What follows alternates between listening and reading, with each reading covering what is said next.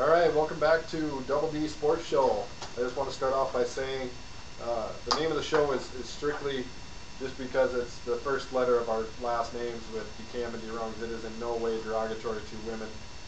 Both Logan and I love women. I'm happily married for 3 months now, and I know Logan's in a happy relationship with his girl, so we just wanted to clear that up before we moved on. Define happy. Well, okay. So That was a joke. all right, we're going to move into college football now. BCS standings as of yesterday. I believe Logan has those for you. Yep, we got the BCS standings. Just before we touch on this, I'd like to point out that when we do get into this BCS standings, we're going to be talking about a lot of different things as far as the big story headlines. I know Eric's got some stuff he wants to talk about, but we also we're going to be talking a little bit more in depth about the national championship race. So our BCS standings up number 1, you have Alabama, Kansas State at number 2. Oregon actually left over Notre Dame for number 3. We all know Eric's a big Notre Dame homer, so that's going to be a good topic for discussion. Georgia is an 8-1, followed by Florida 8-1 at the 5-6. LSU 7, South Carolina 8, Louisville 9 at 9-0, and number 10 is Florida State at 8-1. Yeah, so let's get right into it. Talk about Oregon jumping over Notre Dame. I am a little bit of a Notre Dame homer. It's good to see some of the legendary schools back on top, but I have no argument whatsoever as far as Oregon jumping over Notre Dame. They've had a pathetic showing against Pittsburgh. Granted, it's going to happen. You have a high, coming off a high with a win against Oklahoma. These kids are 19 and 20 years old. I didn't expect Notre Dame to come out and look that good, but I didn't think it was going to be this close to the game. You know what? It's good for college football. It's good for college football to have a team like Notre Dame back into this. Okay, just because these guys are everybody loves Notre Dame. Notre Dame's sort of like the Cowboys. I mean, you love them or you hate them, and it's good for the sport to have them relevant, to have them playing good football. It really is. We talk about Oregon jumping them. Did Oregon deserve to jump them? I don't know. I don't know that it's so certain. I mean, they gave up 51 points to USC. Granted, it was on the road. Notre Dame played at home, lost in 3 overtimes to Pittsburgh, 29-26. But did Oregon deserve to jump them? I think in the end, probably. But it's not as you don't look and see 62-51 and think, oh, Oregon must be dominant. They gave up 51 points. Right. Yep. Yeah, that's a good point. But it's like you said, it is good for college football to have Notre Dame up there, and it's always a controversy with Notre Dame. They come into the season and experts put them at the number 1 toughest schedule. Well, they get through the season, they go 8-0 and beat some good teams, beat Michigan, and Notre Dame's had some great wins. Michigan and Michigan State at the time of the game were big wins. Okay, they the big hurt to me was beating Pittsburgh in 3 overtimes at home. Pittsburgh missed a game-winning field goal, game-winning chip shot field goal, easy field goal. Right. They should have lost the game, but Notre Dame once again a good win against Stanford at home. Yep. Okay, I'm just pointing out the fact that they're not playing as well. But then they go on the road and they beat Oklahoma 30-13. Oklahoma was number 8 in the BCS. That's a huge win. These guys are just, it's like they're Jekyll and Hyde. They look great one week, and the next week they just kind of look crappy and win. But bottom line is they win. They're 8-0. That's true. 8-0, going into a little bit of an easier schedule coming up. Excuse me, 9-0. 9-0. Coming into an easier schedule, and then they got USC at the end of the year. That's going to be the big win. You know what? If they can win that, go undefeated, do you think? I mean, all we got to talk about right now, to me, I think a huge thing, Notre Dame still doesn't have, a lot of people are saying Oregon controls their own destiny to play Alabama. Now, Kansas State's throwing the mess. I'm going to get to Kansas State in a minute. But here's what intrigues me. Notre Dame plays USC the last game of the year. On the road, okay, similar to what Oregon did. All right, Notre Dame, if Matt Barkley throws for 484 yards, 5 touchdowns, Notre Dame has no shot. No, absolutely if USC scores 51 points, Notre Dame's going to lose. However, if USC if we can get like a 27-24 or a 24-10 game, I give Notre Dame a chance. It all depends on the strength of win, quality of victory over USC for Notre Dame. Can they do better than 62-51? Well, they're not going to score 70 points, but they can limit USC a little bit more. I feel like their defense is a little better, and I thought Oregon had a good D. I really did. I think USC really gamed for this game and came out and played. Now we're looking at USC.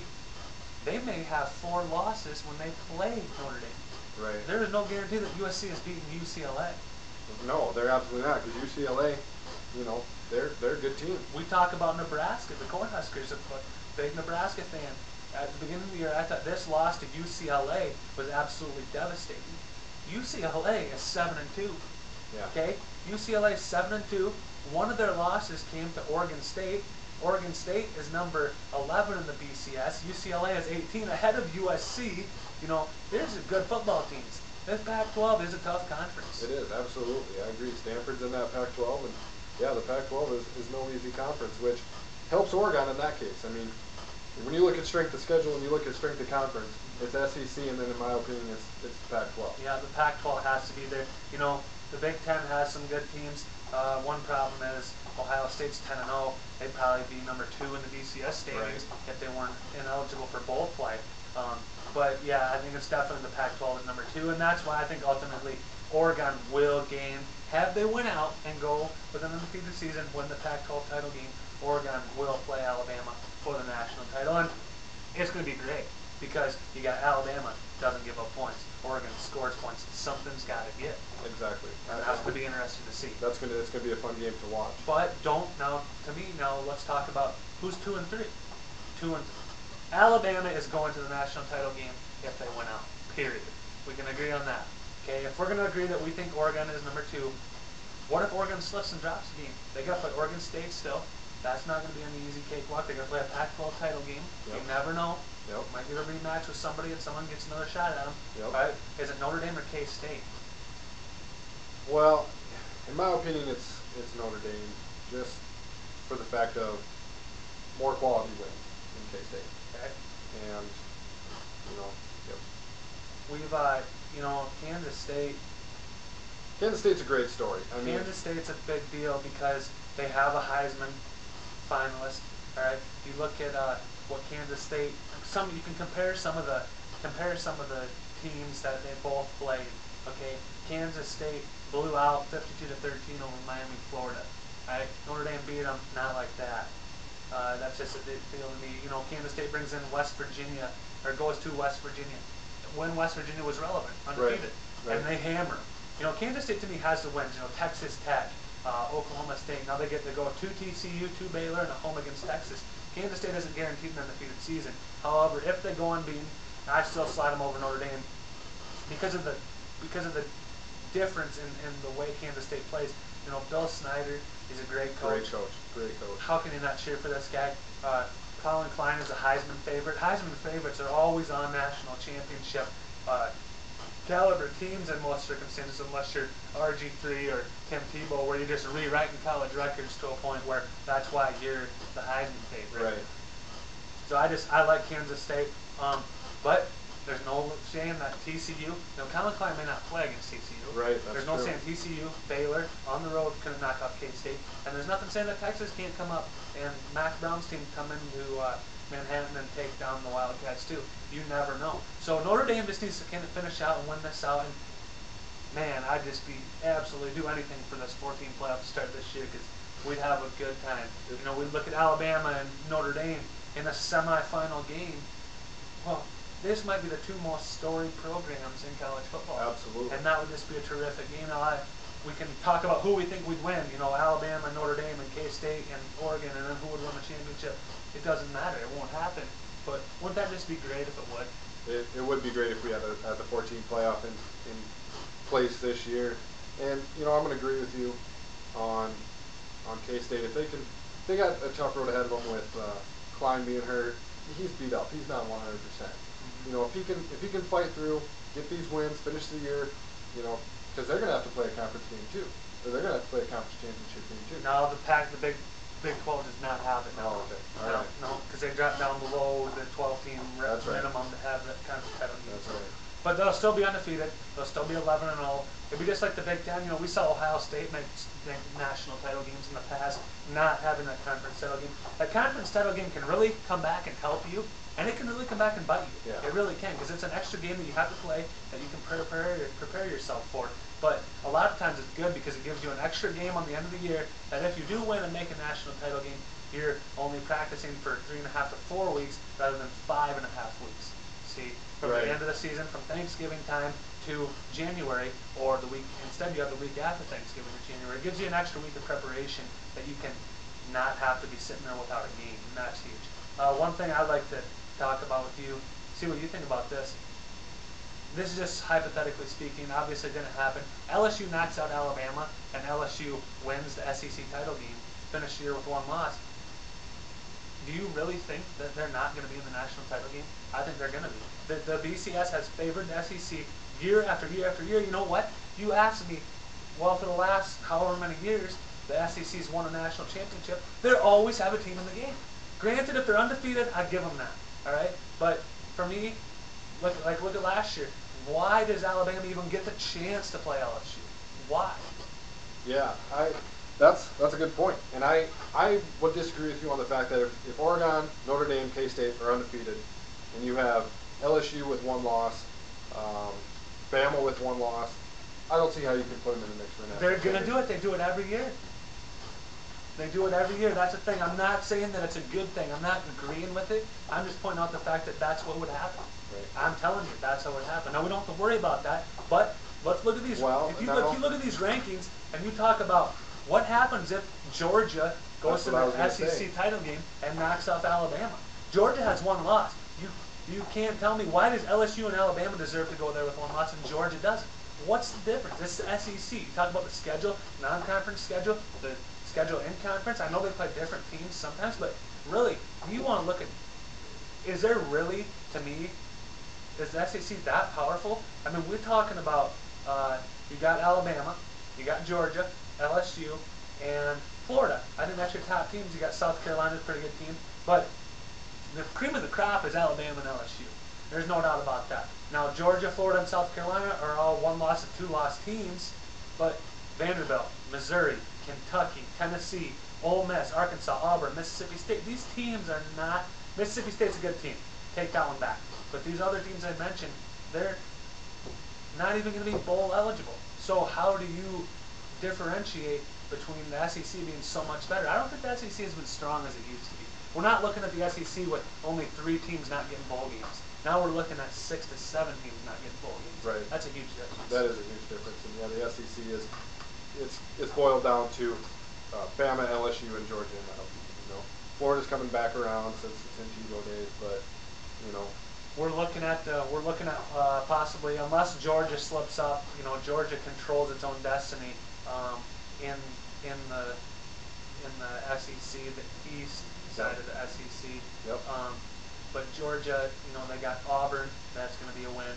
Georgia Southern and Georgia Tech. I think Georgia's going to win these 3 games and go to the championship game. I think Alabama will take them. You know, they haven't played yet. Right. Georgia's only lost came with a 35-7 to the hands of South Carolina. But well, I think Alabama will knock off Georgia and go to the national title game undefeated.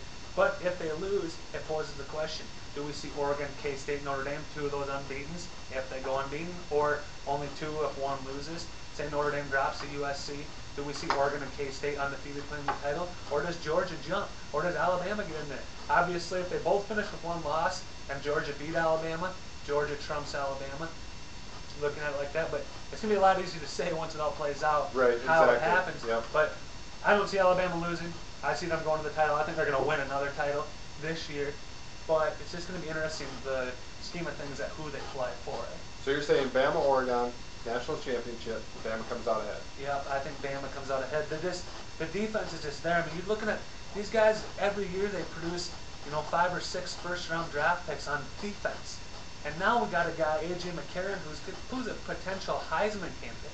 You know, we talk about Colin Klein. Colin Klein will probably win it. Just being a Heisman candidate, in one sense, is a big deal. Just going to New York City and being up on the stage. Yep. You know, you're one of the top 4 or 5 best college football players in the nation, and that's huge. And Alabama never had that. we have Mark Ingram. I'm talking a quarterback. Because ultimately, at any level of football, quarterback dictates wins and losses. Period. Yep, I agree. I'm gonna agree to disagree with you on the one-loss SEC team. Just to recap that, I think if we got two unbeatens and a one-loss SEC, I think they'd put the two unbeatens in there, whether it's Oregon and Notre Dame or Oregon and K-State or Notre Dame and K-State, which is what I would like to see. I would love to see. I hope we find out. I really do. I would love to see a Notre Dame K-State matchup in the national championship, just because of Bill Snyder, what he's been able to do at K-State. K-State's a Midwestern college. They don't get the recruiting power that Bama does. They don't get the recruiting power that Notre Dame does or Oregon does. You know, they get those second tier, not second tier, but second tier to what Bama, LSU are recruiting. Yep. And he's turned it into a winning program. You know, he's done a great thing in Kansas State, and they have to recognize that and reward him. And Coach of the year. Coach of the year. I think he is a Coach of the Year candidate. He has to be. I mean, you talk about you can talk about him being possibly with Nick Saban because he does it year after year. Chip Kelly does it year after year. Yeah. But you're talking. I mean, if you don't go in the direction of Kansas State, I think another guy you're going to bring in there and talk about is possibly Urban Meyer. Urban Meyer's done a great thing in Ohio State, turning that program around. How about Penn State? Penn State. I mean, you talk about Penn State. Undefeated in the conference. Yep, Penn State with all the things that they went through last year, you know, to come in here and turn this all around. I mean, Bill O'Brien has an absolute great chance at winning Coach of the Year, but I like that you throw Bill Snyder into this because undefeated football team, Heisman Trophy candidate, you know, winning a lot of big games, huge games. That's huge, but I like that you threw that in there. Something we'll talk about. Last week, actually, it's a week old now, or 5-6 days old now, but Steve Spurrier's comment. Steve Spurrier quoted on ESPN.com as saying, Alabama, and you can just hear the old ball coach saying this, Alabama, gosh, they look like they could beat a couple of those NFL teams I see playing on Sundays. Spurrier told the Dan Patrick show last Wednesday on ESPN. What do you think? Can Alabama Crimson Tide? No, not a chance. Not a chance. I mean, love Steve Spurrier. Always been a Steve Spurrier fan. The old ball coach from Florida, but I think he's off his rocker here a little bit. I mean, it's a totally different level when you go from college football to the NFL. I mean, these NFL guys are getting paid to play the game. They're a lot faster. I'm not gonna say a lot stronger, but just their mental preparation and their maturity over a college player is going to take advantage on that. I mean, Alabama wouldn't stand a chance against Jacksonville or, you know, Cleveland, some of those teams. I mean, they'd get picked apart. You want to talk about maybe putting together an Alabama all-star team with NFL players? Well, then you might have a team that can win a Super Bowl. But we're talking college players playing against NFL players. You know, Trent Richardson, look what he's doing now. Yeah, you take Trent Richardson, you go around and find all these guys, Julio Jones, and put an offense together. Right. Yeah. Obviously, they're going to have it then. But that's not what we're talking about. We're talking about Alabama's team now playing Cleveland, playing Jacksonville, playing Kansas City, playing these lower-level, bottom-of-the-market teams in the NFL. No chance. There's 20 NFL players tops on Alabama's roster. Okay? The whole roster of the Jacksonville Jaguars, Cleveland Browns, and Kansas City Chiefs are NFL players. Right, exactly. Yeah, and like that's you said, difference. 20 players, but you're saying 20 players that'll make it into the NFL. Yep. I'm going to narrow it down to 5 players that might be NFL superstars. Yep, that's exactly right. And you know, you talk about that, it's another interesting fact is that these guys, who knows how good they'll be. That's what I'm saying. There's 20 players that'll get drafted, but like you said, who knows? There might not be any of them that Right. turn out to be superstars. Right. You don't know that. But give me an Alabama quarterback that's turned into a superstar. He's playing. Yep. I mean, and as good as the Alabama quarterback is playing, you know, the odds are not in his favor. You know, I think that he will be the difference because this guy absolutely, you know, figured it out that he knows how to play the position. And they never had that. You know, they had John Parker Wilson, they had Greg McElroy. This guy, A.J. McCarron, he's taking care of the football. That's the thing. He doesn't turn the ball over, and that's why I think that he will be good in the NFL. Because NFL defenses are different, but when you don't turn the ball over, you win. That's just how it works. Yeah. And that's why I like this guy. But back to the whole Bama being an NFL team. I just don't think it can happen. You know, heart and determination is the only way they would have a chance, because talent-wise, it's not even close. Right. So they play them, but they play them 10 times out of 10. I don't see them ever beating them. Okay, they can beat them on plays. They'll score. They'll stop them. It's not going to be just like seniors in high school playing first graders, where they never tackle them and never gain a yard. No, that's not what we're talking. Right. We're talking winning the game. Right. That's not going to happen. No, I agree 100%. And I agree with you. The other point is these guys that are in the NFL, they've been in college. They know how the game's played in college. So right there, they're mentally better than they are. Coaching's different.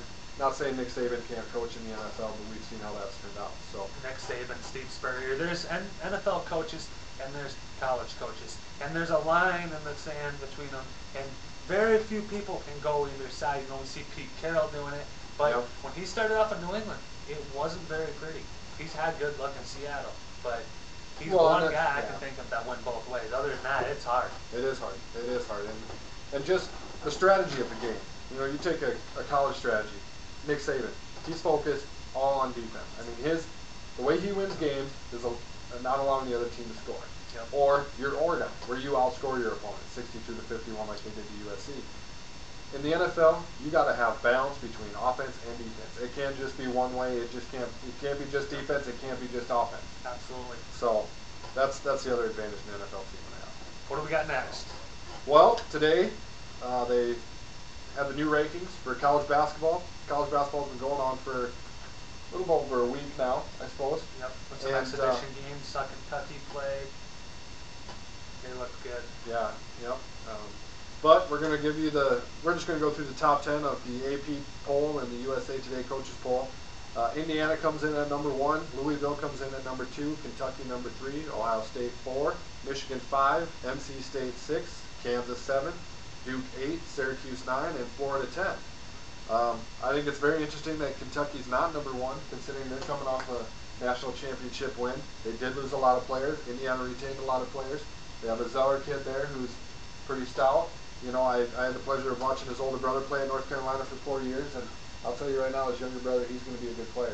He's a little bit mentally more tough than Tyler Zeller was, and I think he's going to be a hell of an addition to, or not addition, but a hell of an asset to Indiana. These guys, you know, you talk about every year we come out with a top 10, top 25, top 20, whatever, ranking in college basketball. Well, the number 1 team will probably change 4 or 5 times throughout the year. Oh, it happens every season. The reason Kentucky isn't there is Kentucky had absolutely no turnover. They lost everything. Okay, John Calipari went on and got a bunch of really, really, really good recruits like he does every year to give him a number 3 ranking in the preseason polls. But is Kentucky going to win another one? I don't think so. I don't think they're not my pick. You know, is Indiana going to win? I think Indiana's too sure of a thing. I think they are too good right now to have it actually happen. Something will go wrong. All right, we talk about Louisville. You know, Rick Pitino's got a chance to get his team back in there. If you keep going down the list, to me, I like these teams down from 7 to 11. I think right in there. You know, and guess who's there? They're there every year. Kansas, Duke, North Carolina. Every single year. All right, Syracuse making another one in there, and Florida. I like Syracuse. Syracuse making that jump from Big East to ACC. I like how that's going to pan out. I think it helps them because they get a little more quality competition against UNC and Duke, playing them twice in the regular season, and playing them possibly in the tournament, the ACC tournament. And then we talk about Syracuse also preparing them for the big dance. I think the team comes from right in there, and I really like what Kansas has done this year, just because Kansas is a team that Bill Self has to be, to me, one of the best coaches because of what he coaches with. Okay, he brings guys in that want to be part of the program. He doesn't bring guys in that are going to play 1 year and leave. You know, Xavier Henry's been about the only one that did that. Saw Thomas Robinson come back for 3 years. Tyshawn Taylor came back for 4 years. These guys, that's what they do. When they won the title, you know, Sharon Collins was a sophomore, and he came back for 2 more years. Cole Aldrich comes back. These guys want to play for him.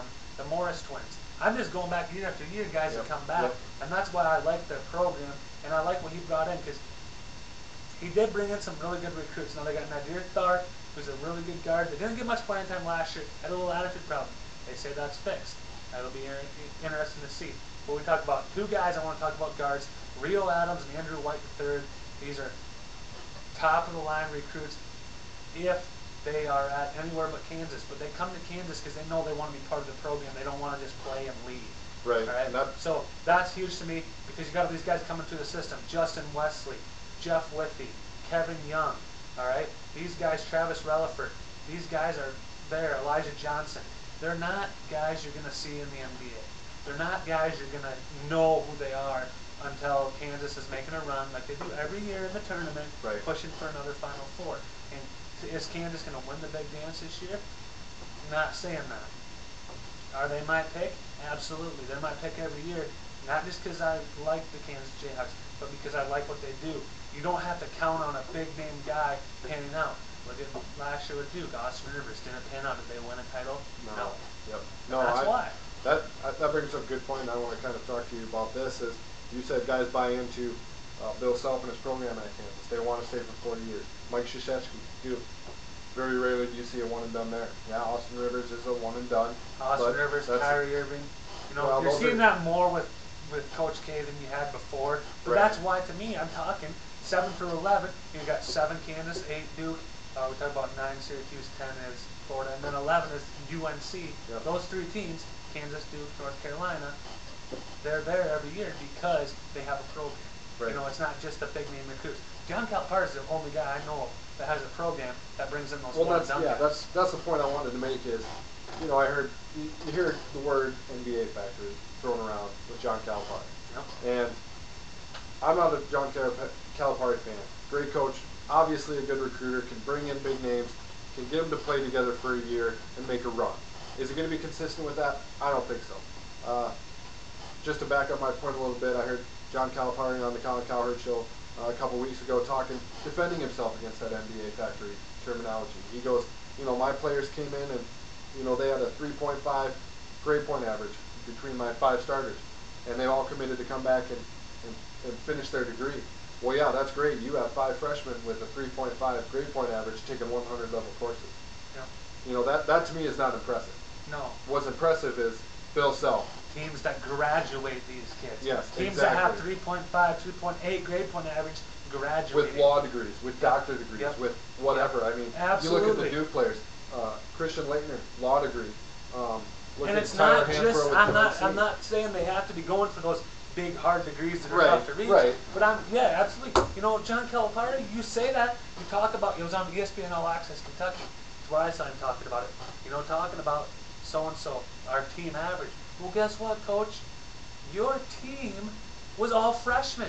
Yeah. And I'd say all freshmen. Obviously, there was other players besides freshmen on the team. But the majority of your team, you had 6 guys that were freshmen getting big time on the court. Do they have a 3.5? Not saying they don't.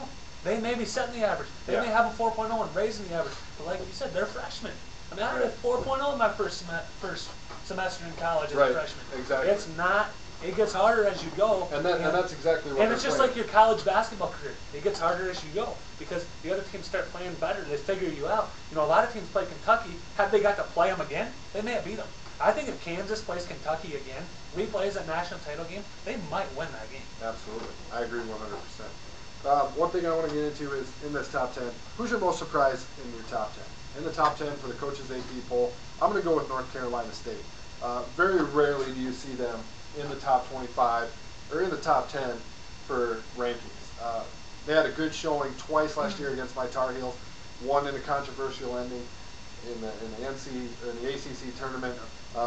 They're doing some good things at NC State. I'm nervous when we play them for North Carolina. They always give us a good battle, but that's my surprise coming into the top 10 for the AP top 25. I think Michigan, just because of the way that I just think the Big Ten is not what it used to be. So to me, to see Michigan in there, I'm looking, where's Wisconsin, where's Michigan State, Ohio State's number 4, Indiana's 1. I mean, Big Ten is good. I'm not trying to discount the Big Ten, but do I see Michigan as a number 3 team? And there's 5 teams, or excuse me, 3 of the top 5 are from the Big Ten. Is the Big Ten really that good? I don't know. I don't know if it is. I think Tom Izzo and John Beilein and Wisconsin, these guys have these teams at 14 and 22 respectively. Are they really that great? I just don't know. I think that these guys they're down. but is Michigan in the top 5 deserving? It'll be interesting to see. Now, if they come out and they pull and run the table and get a 26-2 season, yeah, I'm going to be eating my words. Right. But I just don't see that happening. Big thing at the beginning of every year is the ACC Big Ten Challenge. Yeah. Big Ten has been dominating that the past few years. They've been winning that challenge. I don't mean to discount the Big Ten. The Big Ten has made huge strides in college basketball. Absolutely. But to me, to see Michigan at number 5 instead of the perennial Wisconsin and Michigan State in the top 10, they're down low in the low teens and low 20s. That just doesn't seem right to me. Yep. Well, we just wanted to touch on that a little bit about college basketball as we start into that season. Be sure to get on your Twitter page and anytime you'd like, and send us a tweet. We'd be happy to get back to you on that. Again, absolutely. It's at DBLD Sports Show. That's at DBLD Sports Show. Send us a tweet, and hopefully we get to see some of these and get back to you. We do, like we said all along, we encourage argument and encourage your opinions being shared. And we want feedback. That's what we want. We're doing this for you guys. Get you guys thinking about these things and send it back to us, and we'll have a little discussion. So just to throw that in there real quick. We're just doing a weekly show here to start off with, and like Logan said, if we get some tweets from you guys, we'll bring them up next week in our show and discuss them and hopefully have a Twitter war with you guys. So we're going to move into NBA now. Season started 2 weeks ago, I believe. We're getting into the heat of things with the NBA. Just to start off, let's do our top 5 NBA teams as of right now. I'm going to give you my number 5. I got the Celtics at number 5. Who do you got? I got the Lakers. Lakers and Celtics at number 5. Why so low for the Lakers? I mean, they made a big trade this year. Dwight Howard signed Dwight Howard, brought in Steve Nash. Kobe's the Black Mamba. He's an assassin, great player, top player in NBA history. Kobe's Kobe, but Kobe's not enough. And Dwight Howard's not enough. Steve Nash is enough. These guys are deep through 5 guys, really good. But can they win a championship and get back to where they were before with Steve Blake, Antoine Jamison, Jordan Hill, Devin Eubanks? A lot of people won't even know these names. Right. They won't even know where they're from, where they came from. The 2 C's are very important in any sport, and that's chemistry and coaching. Absolutely. And I wonder if these guys have that. All right. And first of all, the chemistry part of things, it's going to take a while for these guys to get playing well together. Now with Steve Nash being hurt, that makes it even harder for the Los Angeles Lakers to get playing well together. It ultimately does, just because where do they go? Okay, so we talk about that. Now look at Dwight Howard. This guy to me is just, I can't stand it. Just because of the way he's so selfish. He's the most selfish player in the National Basketball Association. This guy will every year have a fit and throw a fit with his team just because he doesn't get it the way he wants it. Now, is Dwight Howard a great player? No doubt about it. Right. He's the best interior defender and shot blocker. Go up and slam the ball home in the NBA. Best center in the NBA. Probably most athletic. Probably the most athletic. To me, he's the best center in the NBA. I really think that. Now, the off the court stuff and the contract. I'm sure he's going to want a contract. He's going to be you never know. You know what? We can talk about James Harden a little bit later down in Houston. Yep. You got James Harden and Jeremy Lin down there playing pretty good. Yep. You don't think Dwight Howard want to go play with them guys if they're sitting 10 games above 500 and the Lakers are right at? That's a good point. It's something to talk about. Yep. The other thing I said about 2-season coaching, the Lakers coaching. Where do you go? Mike Brown, this guy won Coach of the Year because of LeBron. Thank you. I mean, he won Coach of the Year, but LeBron won him that. And we'll talk about coaches in the NBA. It's down. Yeah. Coaching is very, very minimal in the NBA right now, and that's why I'm going to get to my rankings a little bit later. We'll talk more about coaching and why I think the teams that are in front of them, coaching is a big part. Do the Lakers make a change? You can ask yourself that. Where do they go? You know what? I think 2 of the top 4 coaches, in my opinion, one of them's farming in Montana, and that's Phil Jackson. Yeah. And the other one's sitting on the court side watching the game in Miami, and that's Pat Riley. Yeah. I think you got 2 of the best coaches that we could have in the NBA, not even coaching. So where do the Lakers go? I don't think they have a choice. I think they got to ride Mike Brown out and see what happens. I agree. They do got to ride Mike Brown out, and I do agree with you that Mike Brown is not. You got the Celtics at 5. Why? The Celtics at 5, just because of the big loss of Ray Allen. The chemistry between those three guys is gone now. Rajon Rondo's got to pick up the scoring. That scoring end, I don't think he can do it. Okay. You know, Kevin Garnett, great player, great energy, great person. Just, he's getting old. You know, you could see it in that first game of the year. I didn't think he came out with the energy he usually does and the spunk that he usually has. You know, Absolutely. Now I did get him in their top 5 because of Doc Rivers. Doc Rivers is a great coach. He's going to have his team where he needs to be come the end of the year. They're going to be in the race in the East, I think. You know, maybe not. They're not going to win it. I don't think they're going to win it. But Doc Rivers has him where he wants him at the end of the year. So that's why I have him at number 5. And I wasn't too far off with the Lakers. I had them at 4. And I agree with everything you said about the Lakers. Mike Brown, not a championship coach. And the only reason I have him at number 4 is because of Kobe. You know, he's gonna take that team as far as he wants them to. Kobe's the absolute truth of the Lakers, and you're right. Them having Kobe makes them legitimate, no matter what. Right. Yep. And if they can get the chemistry stuff worked out, look out. But you look at what the Heat, how long it took the Heat to get gelled and get chemistry. Yeah. They don't have enough time. Kobe's getting old. White's getting old. Nash is getting old. Yep. You don't have the time. So there's my number 4. Who do you have at number 4? I got the Celtics. You want to touch on about the thing with Ray Allen and Kevin Garnett? I love the way absolutely. Kevin Garnett treated Ray Allen. Absolutely. When he came up, you know what? Ray Allen, you're lucky you didn't get punched. Exactly. Because you just don't do that. And that's the thing we see. Skip Bayless is one that is always tweeting about it and talking about it, and I love that he does it. Brings it out. You know, why is Kevin Durant buddy with LeBron after he beat his rear in the finals? Yeah. Why? No, He's exactly right. There's no there's no hatred for another team. And Kevin Garnett didn't like the Miami Heat before this. He is really not going to like them now. Oh, absolutely. I love the Celtics attitude. I love Doc Rivers' attitude. It's a business. You don't be buddy. You know, Ray Allen, you want to come out and say, it's a business. I had to make a business decision to go play in Miami. Took less money, wanted to win. He didn't go for the money. No, and he I wanted don't to blame go for the win. Don't blame Ray Allen for that. But if it's a business decision, you can't be buddy about it. Okay, you got to move on, get over, and realize that they're not going to care for you because they aren't. You know what? When they're 60 years old, they may work it out and be friends. But right now, it's not going to happen. Well, that's just it. Like you said, it's competition, and I love that with Kevin Garnett saying, you know what? You're no longer my teammate. You're an opponent, and I'm going to treat you like an opponent. Right. You look at one of the most competitive guys to ever come into the NBA, Well, Michael Jordan. He competed with his own teammates. Yep. You know, he had fights with his own teammates. What do during you practice. think Michael Jordan would have did in the finals that year if John Stockton or Karl Malone comes over and slaps his shoulder before the game starts? He's going to absolutely add fuel to his fire and want to score 55 points and beat him. Yep. That's just what he's going to do. Well, here's a little story for you. When Jordan was in retirement, playing baseball, didn't pan out for him, ran into Brian Russell in a golf tournament. And Brian Russell said to Jordan, you know, when am I going to get a chance to go up against you? I know I can beat you. I can beat you anytime, anywhere, you just name the spot. 2 years later, they're in the finals. Jordan's last final game as a Chicago Bull, he had Brian Russell faced up against him. You know, he knew coming into that game he was going up against Brian Russell, and that's the competition right there. So that's what I love about that. Competition is what I love about the Celtics, and that's why I have them on 4. You know, Paul Pierce, he's clutch, he's a gamer. Yep. You know, how do they match up against the top teams in the East? That's one thing we'd like to discuss. I think number 2, talent-wise, just because, you know, if I want to make sure and point out if Derrick Rose is healthy in Chicago, this conversation is completely different. Absolutely. I'm not calling the Bulls as maybe even better than the Celtics, but they're definitely close and legitimate.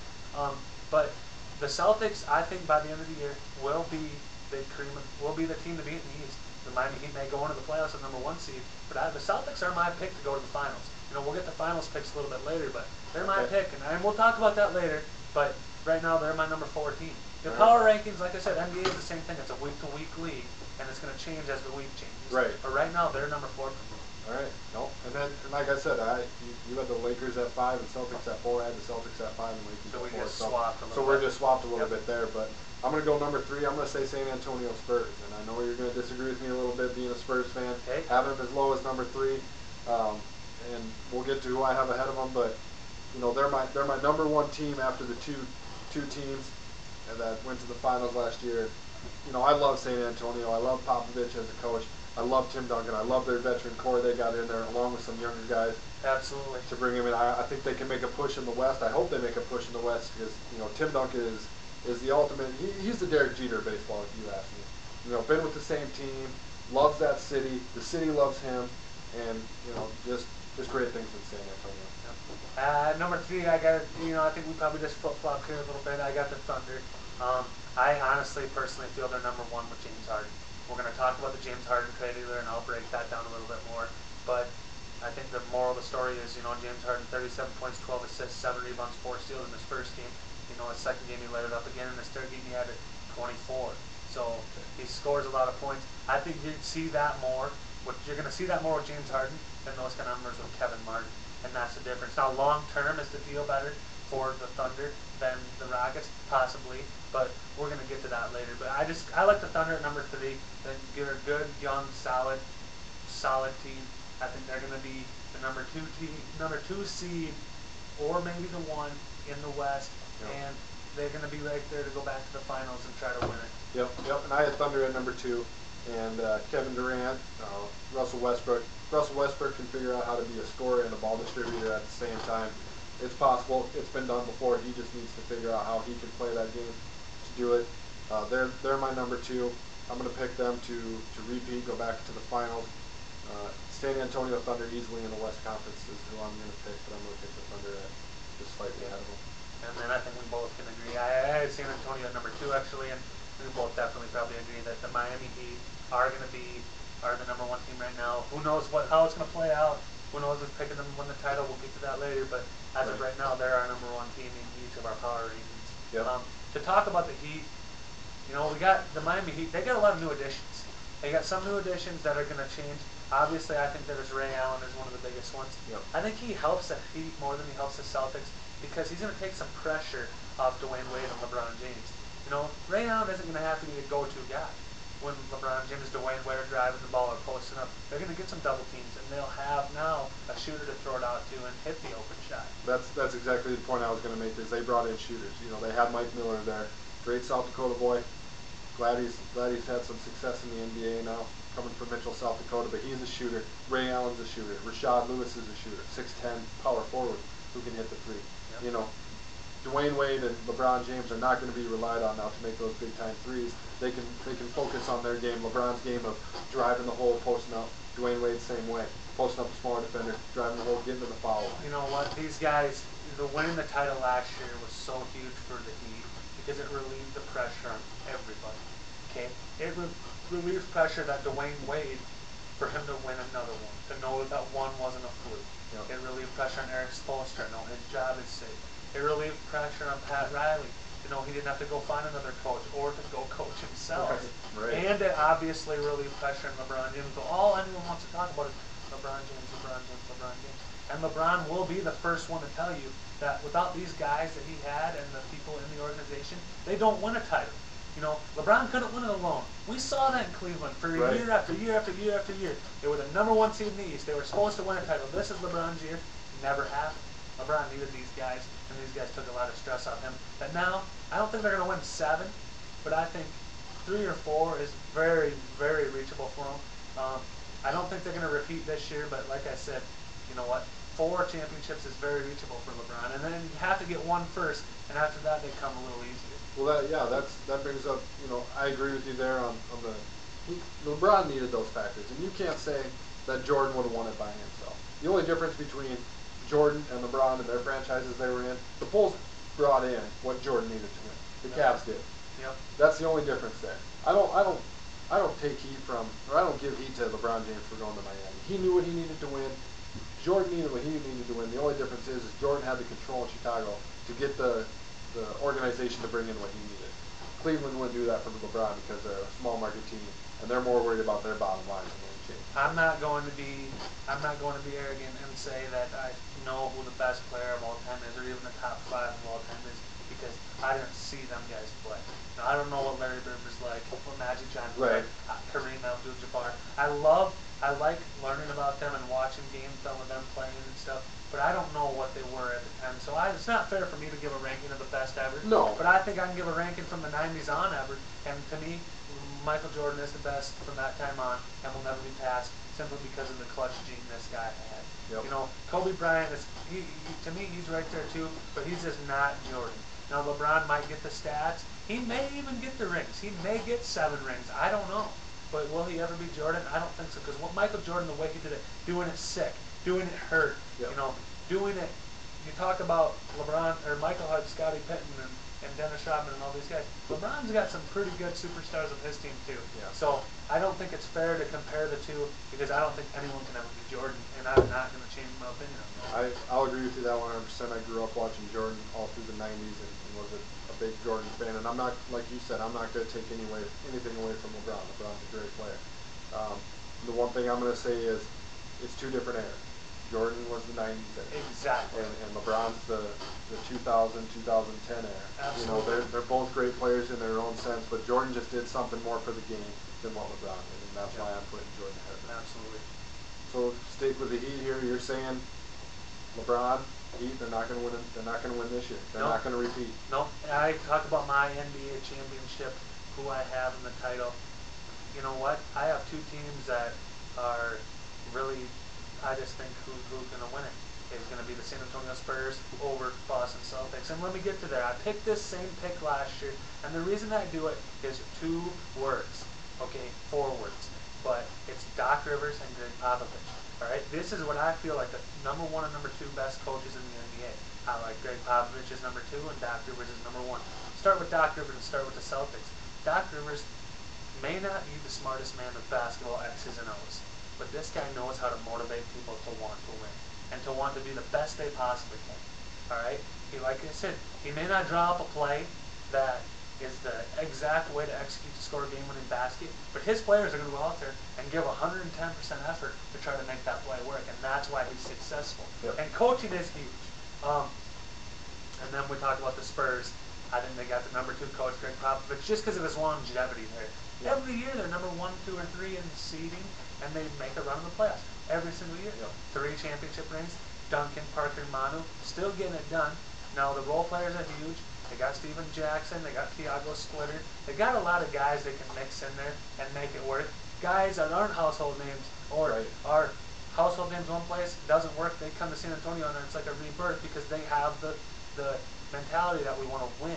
That's all we want to do. Yep. You know, the Spurs, we don't care if we're on ESPN. We'll quietly be 60-12 in the regular season and get the number 1 seed and go in the postseason. You know, the Spurs they have a legacy that to me can never be tarnished. People say, why is Tim Duncan coming back? He's going to tarnish his legacy. There's no way to tarnish that. No. Anytime you won 3 rings and still get it done at the rate he is, you know what? They won 10 games in a row last year postseason. They had a 2-0 lead in the conference semis against the Thunder. Not going to work out. They ended up losing 4 in a row and got bounced. Right. But still, it's not like they're getting swept in the first round of the playoffs. Exactly. They are still getting it done, and that's why until they absolutely are getting swept in the first round of the playoffs, I'm picking the Spurs to win it. And I think the Celtics are going to run for their money. I agree too. As of right now, I have the Heat in the finals. Heat and San Antonio, you make a good point, but I'm going to stick with the Thunder. Heat and the Thunder is a rematch. The one way I see the Heat not making it is if Derrick Rose does get healthy with the Bulls. I think they can give him a run for their money. Tom Thibodeau in Chicago, he's probably number 3 on my list. He's a great coach. Came into Chicago. A lot of legacy in Chicago, a lot to live up to in Chicago, and he's done a great job there. But Tom Thibodeau, he came from a system with Doc Rivers, and that's my point. True. That Doc Rivers knows how to make winners. Make winners. We don't want to see the highlights. You know, we don't need to see Blake Griffin dunking the ball left and right. You know, we don't need to see, James Harden. We talked about him. He's scoring a lot of points. I want to see guys win. Yep. Winning is the goal, and if winning isn't the goal, you have the wrong goal, Yep. and they need to fix that. Yep. Well, let's get into that. Let's get into the James Harden trade. Going from the Thunder to the Rockets. This is a very confusing trade. You know, obviously, what you want to know is who got the better end of the deal. Yep. Who won this trade? It's confusing. Now, long term, I think the Thunder made the right decision because they were not going to get James Harden re-signed. Right. Okay? But short term, I think the Rockets. You know what? James Harden is tearing it up. How can you not say that they didn't win? They got a great player. You know, James Harden, if he did this stuff, then I felt like Oklahoma City just needed to involve him more last year. Absolutely. They didn't involve him enough. Absolutely. It was Kevin Durant and Russell Westbrook's team, and I think those 2 are guys that will take less shots for James to have more in order to win. These 2 are guys. These 2 guys are guys who want to win. How much better are the Rockets this year? Obviously a lot better, just because you got James Harden. We know he's proven. Right. I want to see what Jeremy Lin does. I want to see if it's just Lin's sanity for a year in New York, or if he can put it together for a whole season in Houston. I agree. Jeremy Lin is the major factor in that deal in Houston. Can he come out and put up numbers on a consistent basis the way he did for that short term in New York? Can he stay healthy? Yep. I think he can. I think he needed a chance to show that he can play ball, and he's getting his chance now in Houston. Him, James Harden, another big addition to the Houston Rockets is Omar Asheed. He was in Chicago. He did just a terrific job as a center in Chicago. He's getting a chance. He's getting a chance now to prove that he can play this game. Question is, playoff run. 8 seed, 7 seed. I don't think they're going to go as high as a 6 seed, but I think they can make a run for that 8, 7, 8 seed. No, I think they can get a little higher than that. We're talking about, I think it's pretty well guaranteed that 1, 2, 3 is going to be the Lakers, the Thunder, and the Spurs in somewhat of that order. And then after that, you're talking about possibly having, the teams that are potentially going to make that run at the 4 and the 5. Dallas is there, but who knows? What's Dallas? How they going to bounce back? Right. Who knows how good they're going to be? We talk about the Memphis Grizzlies are another team that's done good in the past. The Clippers. Yep. It's hard to. It's hard. The Clippers are a good one. Yep. But I think Houston is right there that they can. They have the ability to make that push and to be that team that can get a 4 or 5 seed. I think they can. Will they? Probably not. I see them getting possibly a 6, but more likely a 7 or an 8. Now, if they get a 4 or 5, they can win one round. Yep. But they're not yet good enough to beat the Lakers, to beat the Spurs, to beat the Thunder. Yep. That's not going to happen yet. I agree with you on the 1, 2, 3 of San Antonio, the Thunder, and the Lakers being the top 3. But as far as 4 through 8, I think you're going to have such a close gap there in the records. You got Dallas, you got the Clippers, you got Portland, you got Utah, you got Memphis, you got Denver. I mean, Denver's better this year, I think, bringing in Andre Iguodala. They're going to be tough in the West. It's just tough. Well, but still with Houston, I mean, they brought some other guys. They got Daquan Cook, who ends up coming over from the Thunder. We talked about they got Omar Asik. You brought that up. That's a great addition. Marcus Morris, a rookie last year from Kansas, started playing pretty well. He got a little better. Chandler Parsons, another young guy out of Florida. Terrence Jones was a big-time Pitt player for Kentucky last year. Yep. They draft him. Yep. You know what? This Houston Rockets team has a chance to evolve together. Bunch of young guys, bunch of, not that expensive guys except for Jeremy Lin and James Harden, but these guys can gel together. We might see another regrowth of the Thunder. You don't know. Well, you talk about the 2 C's, chemistry and coaching. I think they definitely got better in one of those, bringing Kevin McHale as the coach. Yeah. This guy's an NBA great. He's top 50 greatest players in history. Being with the Celtics, he knows how to win games. He knows what it takes to build a team to win games. He didn't have much luck in Minnesota, but he didn't have much to work with in Minnesota. Right. I think he's got more to work with here in Houston than he did in Minnesota, and I think he's going to do some good things in Houston. Well, last year, you look at Kevin McHale, 34 and 32 in his first season. Now he gets these guys. Obviously, they're 2-0 right now. It's hard to say. It's hard to make come to an agreement of what they're going to be this year. It's so young. But I think we can end by saying that I think they have a potential to make a playoff run down the road. But this year, I just don't see it happening. Right. I agree 100%. Well, we're going to take a little break here, and when we come back, we're going to finish up by just talking a little bit of MLB as the World Series wrapped up a couple weeks ago with the San Francisco Giants beating the Detroit Tigers, and then we're going to talk a couple issues about the MLB and what the offseason has in store.